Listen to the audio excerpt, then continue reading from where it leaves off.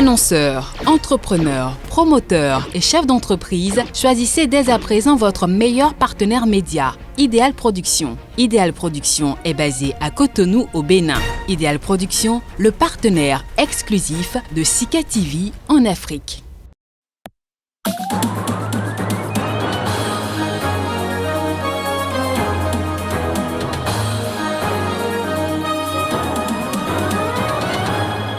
Inhumation ce vendredi en Côte d'Ivoire de Ahmed Bakayoko, l'ex-premier ministre, a été enterré dans l'intimité familiale dans sa ville de Séguéla, au nord du pays.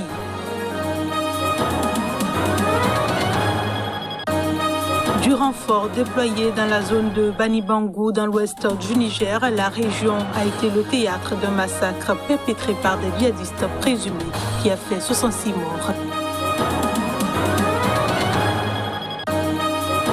Depuis Covid-19 au Sénégal, le pays a franchi vendredi le seuil symbolique des 1000 morts. L'état de catastrophe sanitaire instauré pour endiguer la maladie arrive à échéance.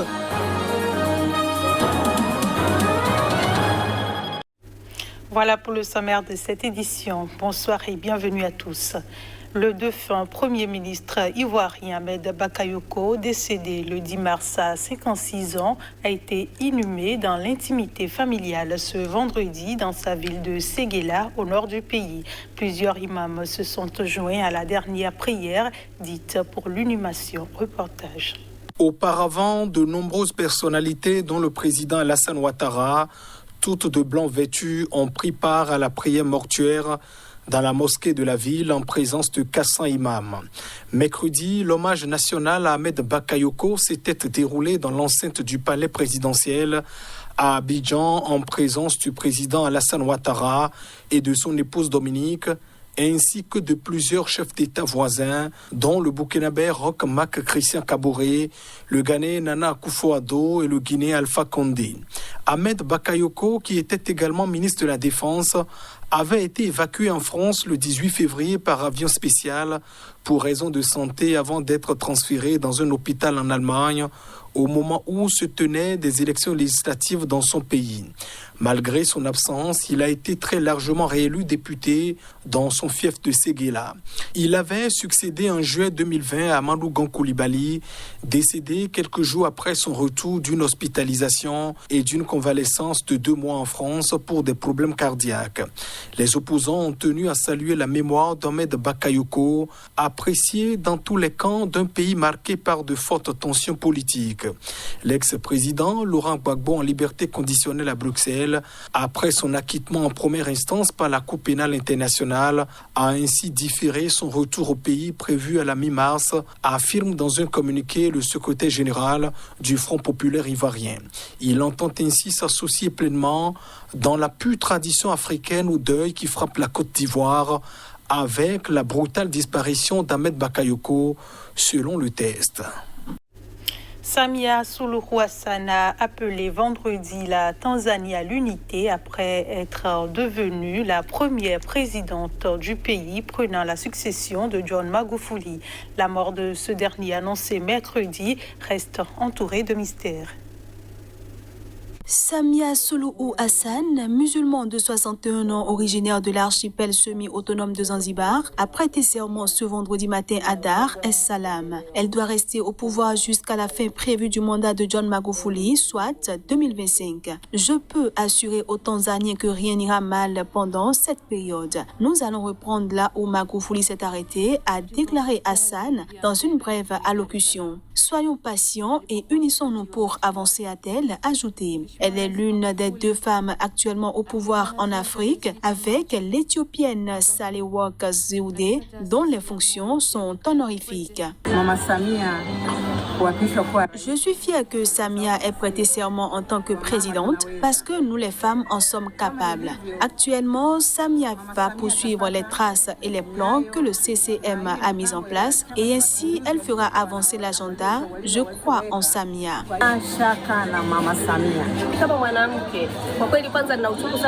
En tant que femme, je suis triste que nous ayons perdu notre père John Magufuli, mais je suis reconnaissante d'avoir une femme à la tête de la République République de Tanzanie, car je pense que notre père, qui nous a quittés, se préoccupait des moins privilégiés et maintenant, nous avons une femme qui comprend les besoins des femmes en Tanzanie. Elle prendra soin de nos intérêts et suivra les traces que notre père avait mises en place.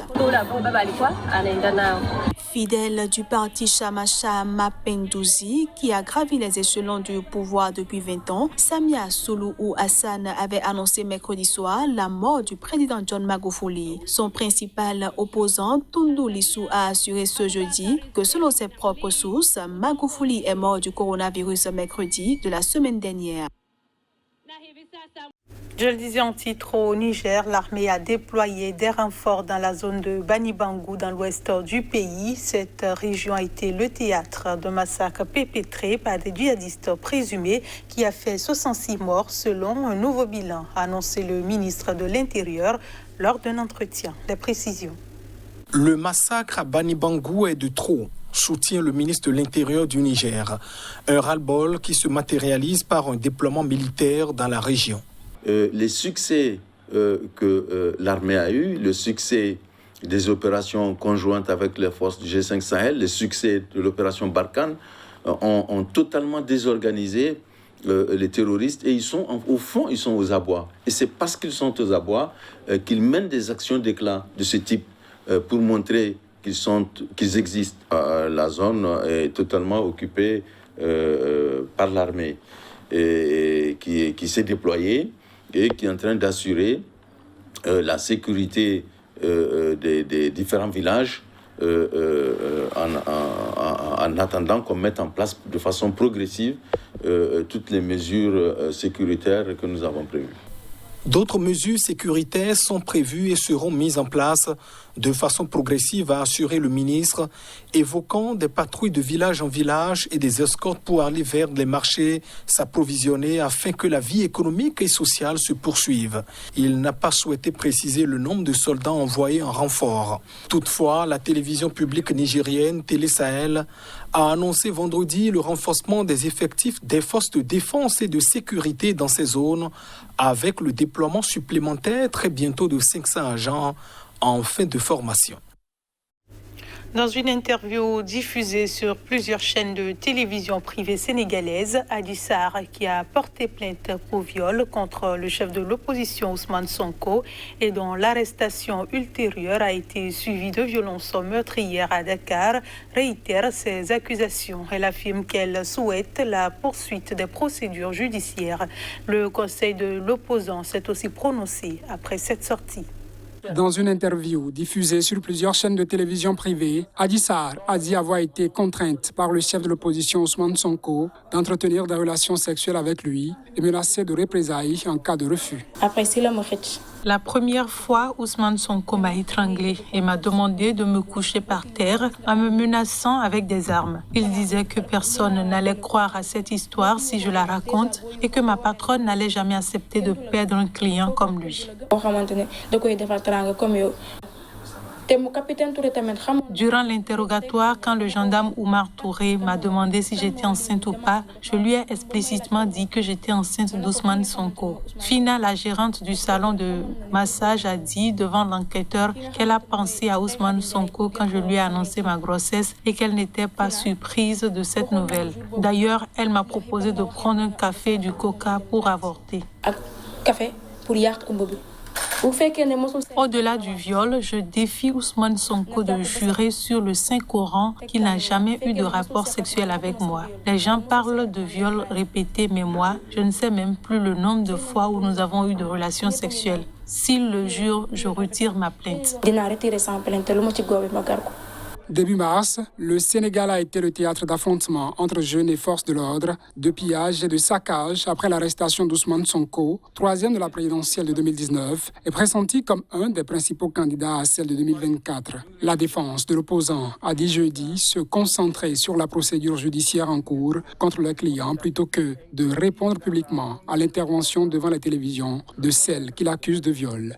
Sollicité, le parti de Sonko, le PASTEF, a également décliné tout commentaire via un porte-parole. Toujours au Sénégal, le pays a franchi vendredi le seuil symbolique des 1000 morts de la Covid-19 alors que l'état de catastrophe sanitaire instauré pour endiguer la maladie arrive à échéance. Plus de précision à travers cet élément. Relativement préservé, comme de nombreux pays d'Afrique, le Sénégal a fait face à partir de décembre à une deuxième vague de la pandémie. Début janvier, les autorités ont rétabli un couvre-feu nocturne à Dakar et Thiès à l'ouest, les deux régions les plus touchées.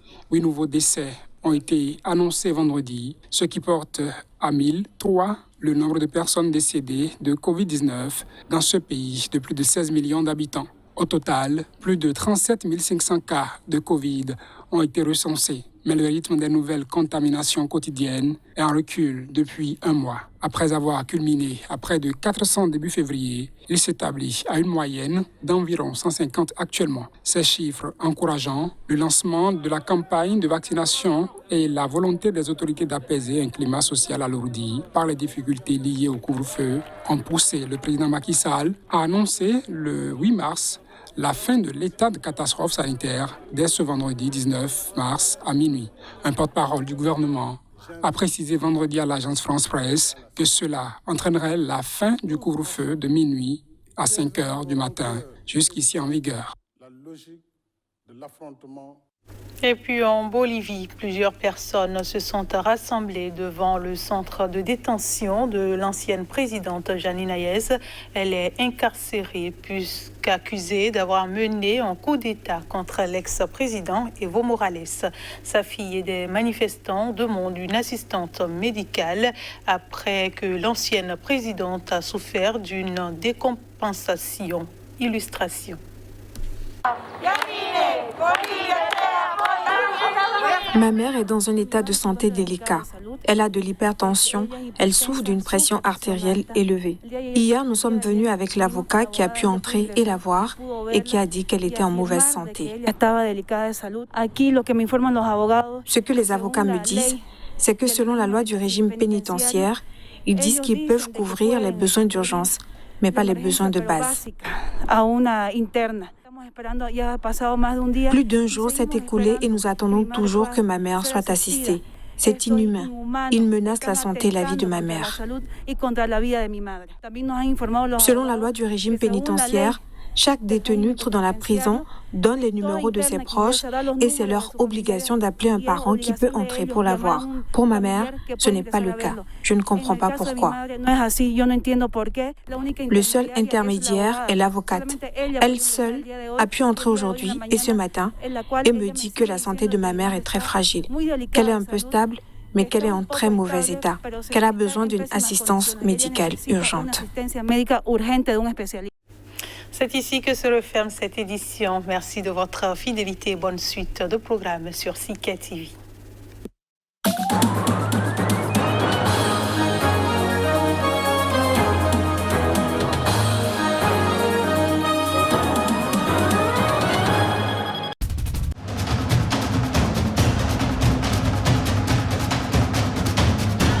Restez informés à chaque instant sur Sika.